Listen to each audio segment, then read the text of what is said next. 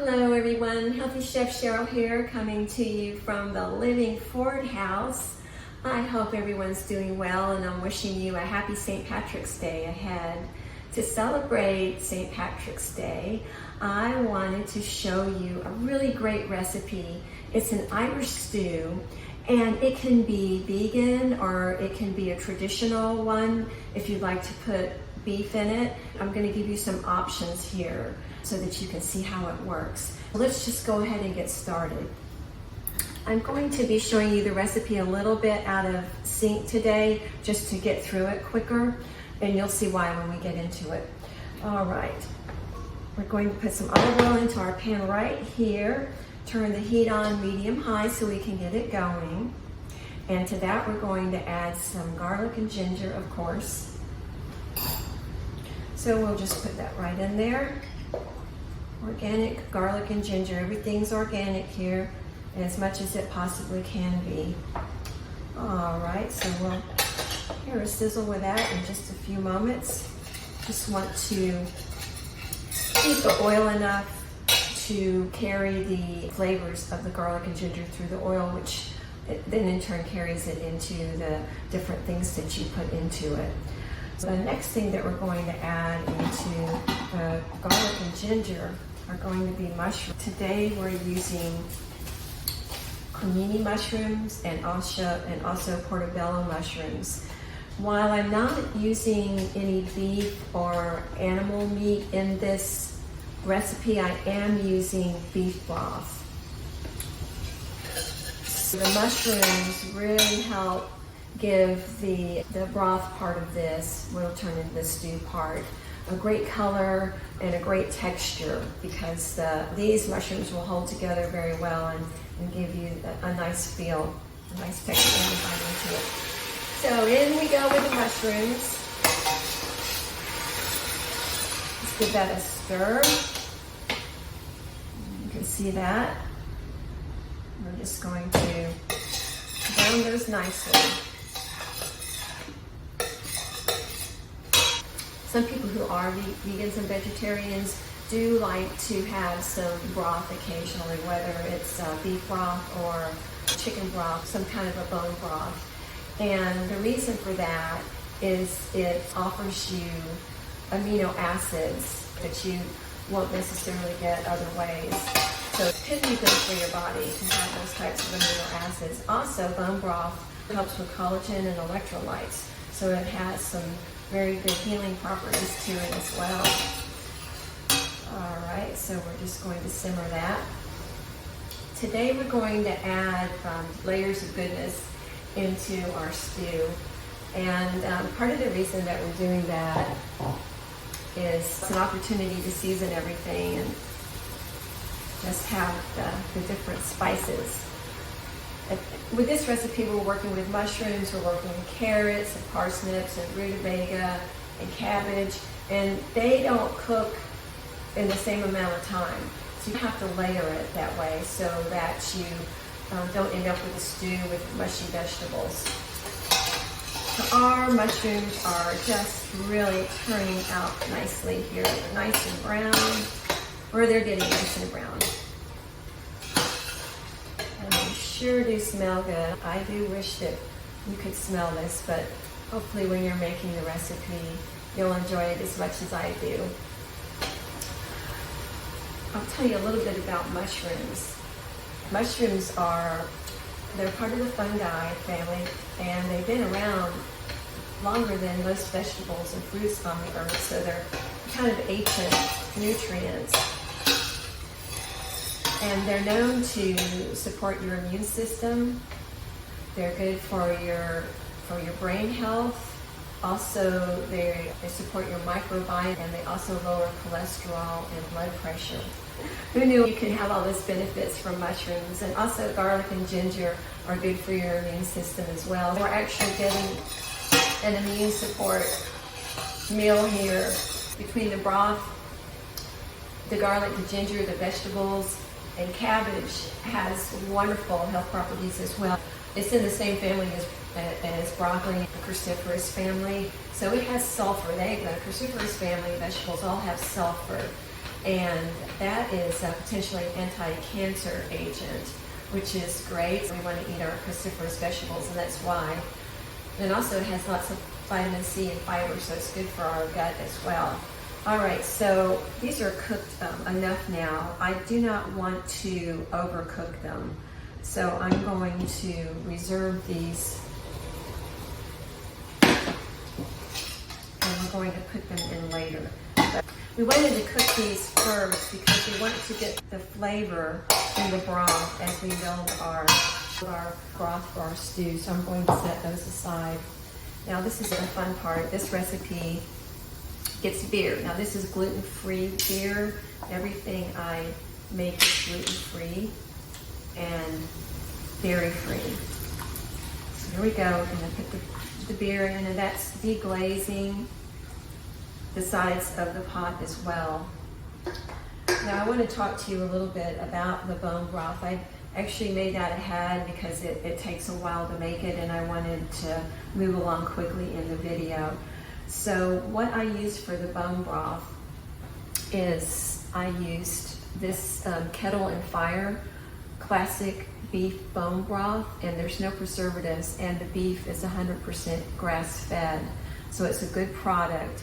And it's also a good product because it's more concentrated than some other products. So this is one of the ones that I recommend. I poured it into my pan, and then I added some really great ingredients. I threw in a couple of carrots and also onion, garlic. I made a little collection here of some herbs. So I put oregano in this one, and thyme, and rosemary, and I also added some lavender, which I like a lot in beef stews, because I'm generally not cooking with beef unless I'm cooking for someone else or personal chefing.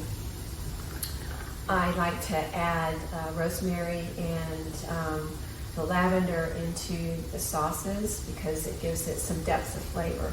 And you wouldn't normally think to add that, but that's just a little secret there, a little tip for you. And I also added some organic bay leaf and organic shawarma, and I added some agave, and I added organic coconut aminos. This is the broth that I already pre-made. I simmered it for about 10 or 15 minutes, and then I strained it. So I poured what was in the pot through the strainer into this bowl, and you can see is what you're left with. So we can remove this. We won't use this again.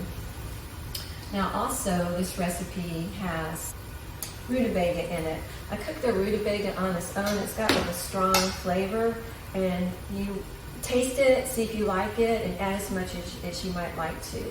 So I'm going to go ahead and put my stock in here. There we go. I'm going to bring that to a simmer as well. And then we're going to add the potatoes. I haven't added the potatoes yet because they cook pretty quickly. So we're just gonna put those in there just like that. I already pre-cooked the carrots and parsnips ahead of time, again, so we can get through the recipe a little bit quicker. So we'll add those in a few moments. Oh, one thing I wanted to show you, let me turn this off for a second. We usually add a little bit of cornstarch in here to thicken it. Some water. You want to add this into the stock when it's cool, just in case it lumps. So cornstarch is pretty good about not lumping. Since it's cool, I'm not going to pour the broth in there and do that process, but I'm just going to pour it right in here. About half of it, and let's see how that thickens it. You don't want it to be too thick. Now another thing that you can do, because this is a very carby recipe when it doesn't have any meat in it, but what you can do to add some protein is you can pre-cook some lentils to add into it, any color of lentils. You can also put some garbanzo beans ahead of time, and you can also use azuki beans, which is one of my personal favorites. I like azuki beans a lot. Now, I would cook these separately. If you cook them in the broth, the beans are going to absorb a lot of the broth, and then you won't have enough for the stew. So just cook those separately and add them in at the end if you like, and that way you can really beef it up with protein. So you'll have a good combination of protein from the beans and then the carbohydrates from the vegetables.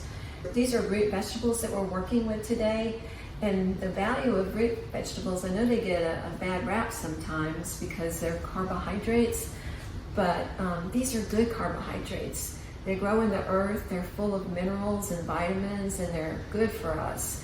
Don't hesitate to eat your root vegetables. If you want to stay away from white potatoes, from nightshades, or white potatoes because they are higher in carbs, but they also can spike your blood sugar more so than a sweet potato. So you can substitute a sweet potato in this recipe or any other recipe really if you like. This is just simmering now. It's really quite lovely if you can see it. There we go. I'm just going to let that cook for a few minutes. And then we'll add everything else in here. Another thing I wanted to show you was how to shred the cabbage. Now, you can use a food processor, of course, but you can also just shred it yourself pretty quickly and easily. So I wanted to show you that process. I'm just going to do it right here, and hopefully you won't have any disasters from me putting it on top of the pan. But basically, just cut a nice piece off like this. And then you can just quickly shred it like this. There we go. And you can of course add more, but that's really about as much as you need to cut it. You can go ahead and cut it in half. When you put the cabbage in the pot, it's going to reduce in size. I would say to just make sure you had bite-sized pieces. So actually, I like it this length right here. It looks really nice in the stew. Okay, and that's just smelling so good, so wonderful. I'm just going to taste the broth here now. Let's see where we are with that. Let that cool for a minute.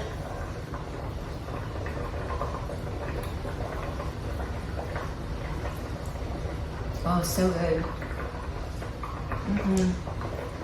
Nice and rich, complex. Put a little more agave in here. And please always feel free to add to the recipes that you find on my recipe page.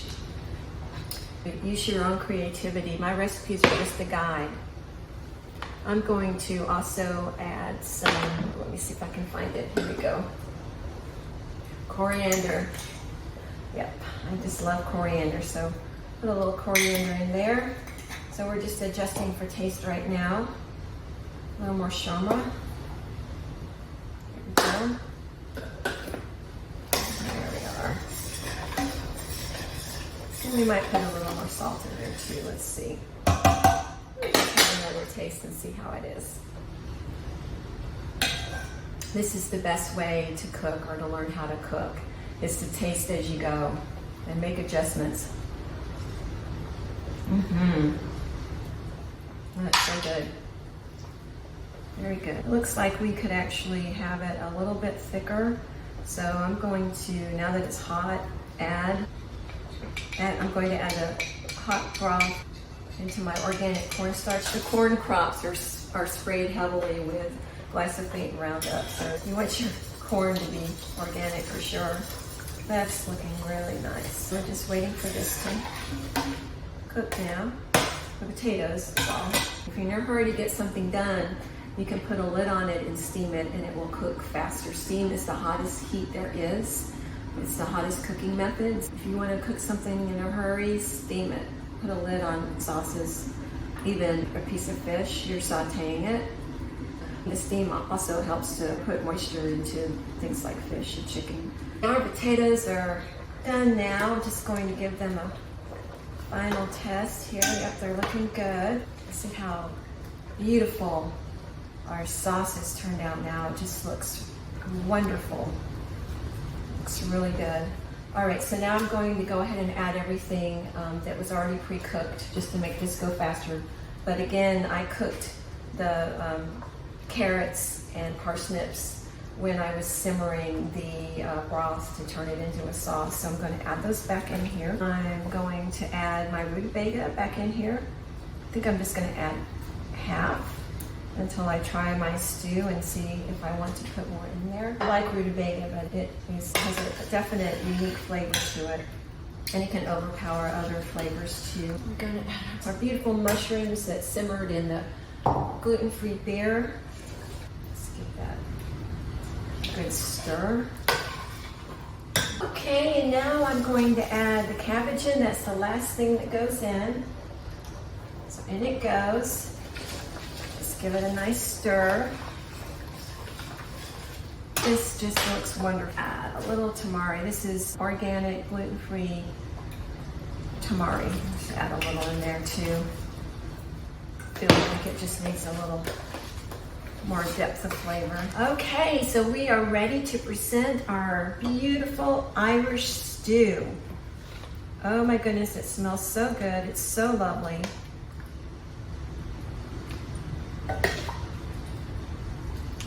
You will really enjoy this recipe. Okay, and then we're going to garnish this with a sprig of rosemary, some beautiful basil. There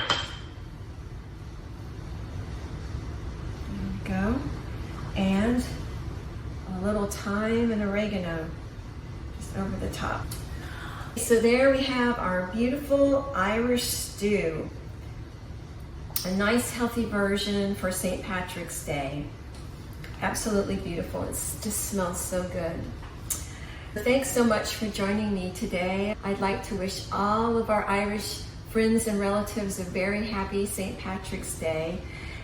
So please join me every Sunday at 4 p.m. Eastern Time for my live cooking class on Patreon.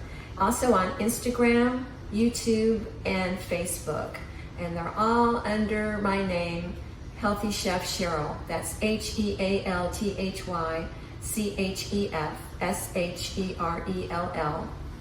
So please, if you have any questions, let me know. You can reach me through my Facebook page or in the Patreon chat when we do the Patreon classes.